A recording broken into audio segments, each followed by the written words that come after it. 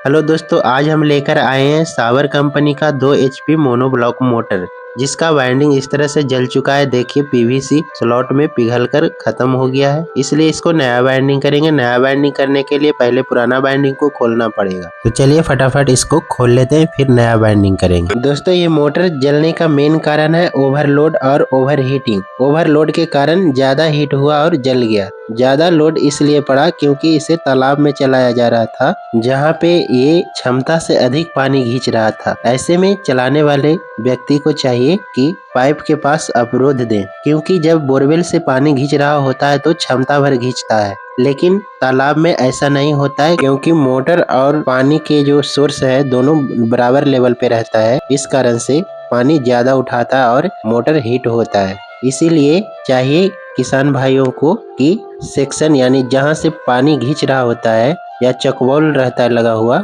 वहाँ पे जाली या अवरोध लगाना चाहिए, जिससे पानी कम मात्रा में खींचे और मोटर बैलेंस होकर चले। देखिए हमारा मोटर का जो वायर है सभी निकल गया है। ये देखिए पूरा खाली हो गया। अब चलिए बाइंडिंग करेंगे। बाइंडिंग के लिए हम डबल 22 नंबर का 4 कॉइल का एक सेट तैयार कर लिया है मैंने, जिसको एक तरफ डालेंगे इस तरह से। देखिए एक सेट डला गया है इस मोटर में। अब दूसरा सेट इसी तरह से डालेंगे। इसका पिच होने वाला है 1 से 6, 1 से 8, 1 से 10, 1 से 12। इस तरह से हम अगला सेट को डालेंगे। तो सबसे पहले हम पीवीसी स्लिप को डालेंगे, जिससे कि वायर का पेंट है जो छीले नहीं। अच्छे से पतला करके धीरे धीरे वाइब्रेशन करते हुए डालना है, जिससे कि स्लॉट में बैठ जाए आसानी से। उसके बाद इस स्लिप को बाहर निकाल लेना है और ऊपर से कैप लॉक को डालना है। इस तरह से एक कॉइल हमारा छोटा वाला जो 1 से 6 पे डलाया है कंप्लीट हो गया। अब दूसरा कॉइल इसी तरह से डालेंगे। कॉइल को डालते समय ये ध्यान रखना है कि इसका लूप उल्टा नहीं होना चाहिए। अगर लूप उल्टा हो जाएगा तो ये मोटर नहीं चलेगा, और इसमें सप्लाई दीजिएगा तो मोटर धीरे धीरे घूमेगा और वाइब्रेशन करेगा। इसीलिए कॉइल को डालते समय लूप को सीधा डालना है। इस तरह से कॉइल को डाल लेने के बाद स्लॉट में लॉक कैप को स्लाइड करते हुए कॉइल के साथ डाल देना है, जिससे हमारा कॉइल लॉक हो जाएगा स्लॉट में। और दूसरी तरफ इसे खोल के हल्का हल्का वायर लेकर स्लॉट में बैठाते जाना है, थोड़ा थोड़ा लेकर। अगर एक साथ ज्यादा तार डालने का प्रयास करिएगा तो ये छिल जाएगा तार और स्लॉट जल्दी भर जाएगा। कम ही तार में बाकी तार बाहर रह जाएगा, जिससे कैप स्लिप डालने में दिक्कत होगा। इसलिए थोड़ा थोड़ा तार स्लॉट में बैठाते जाना है और फटी मारते जाना है, जिससे तार दबता चला जाए स्लॉट में।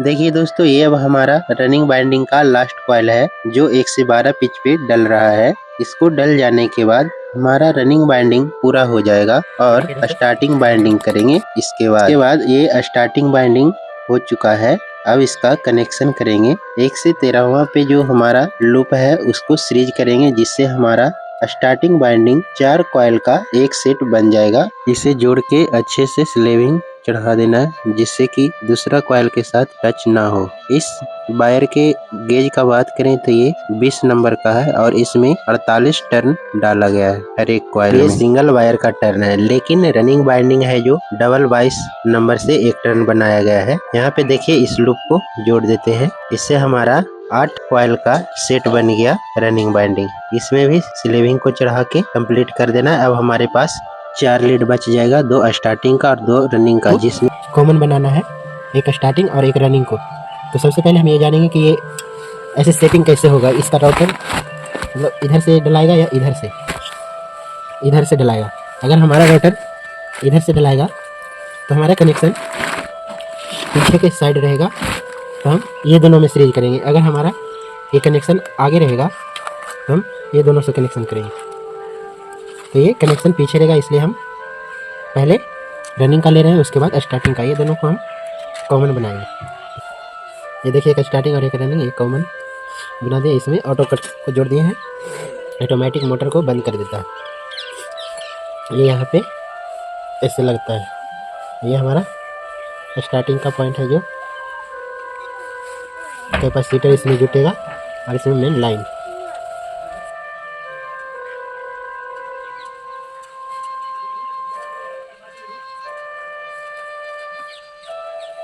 देखिए यहाँ पे सभी कनेक्शन कर लेने के बाद बाहर निकाल रहे हैं। ये हमारा कॉमन हुआ, ये हमारा रनिंग हुआ और अंत में ये एक स्टार्टिंग हुआ। इसमें कैपेसिटर का लाइन जाएगा और रनिंग में एक लाइन और एक कैपेसिटर जुटेगा और कॉमन में डायरेक्ट लाइन जुटेगा। इस तरह से सभी को सेट कर लेने के बाद कॉटन टेप से इसे दोनों तरफ बांध देंगे और वार्निश कर देंगे, जिससे हमारा वाइंडिंग मजबूत हो जाएगा। इसे वार्निश करने के बाद सूखने का इंतजार नहीं करना है, तुरंत इसे सेट कर रहे हैं क्योंकि अब वाला जो वार्निश होता है वो तुरंत सूख जाता है। देखिए यहाँ पे हम कनेक्शन को जोड़ रहे हैं कनेक्शन प्लेट से। ये हमारा कॉमन हुआ और इसके जस्ट बगल में ये रनिंग हुआ। इस पे एक कैपेसिटर का और एक मेन सप्लाई का लाइन जो आएगा उसको कसेंगे। उसके बाद हमारा अंत में बच जाता है कैपेसिटर और स्टार्टिंग बाइंडिंग। ये दोनों को एक साथ इस बोल्ट से कस देंगे। टाइटली कस लेने के बाद अब हम सप्लाई देंगे। सप्लाई देने के लिए हमारे 220 वोल्ट लाइन है, जिससे ये मोटर देखिए कितना स्मूथली स्टार्ट हो गया। वीडियो अंत तक देखने के लिए धन्यवाद दोस्तों। चैनल को सब्सक्राइब करें एवं शेयर करें।